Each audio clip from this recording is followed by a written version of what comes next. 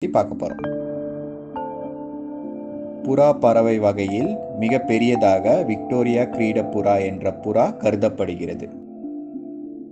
அப்போதைய இங்கிலாந்து ராணியின் நினைவாக இந்த புறாவிற்கு விக்டோரியா கிரீடம் புறா என்று பெயரிடப்பட்டது. இந்த புறாவின் தலையில் உள்ள சிறிய இறகுகள் கிரீடத்தைப் போல மிகவும் அழகாக காட்சியளிக்கிறது.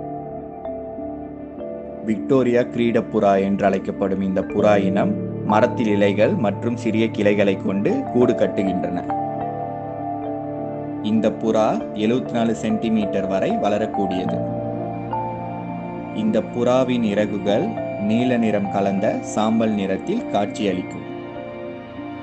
தலையின் மேலுள்ள கிரீட வடிவான சிறிய இறகுகள் வெள்ளை மற்றும் நீல நிறத்திலும், கண் மற்றும் நெஞ்சு பகுதி சிகப்பு நிறத்திலும் காட்சியளிக்கும். உலக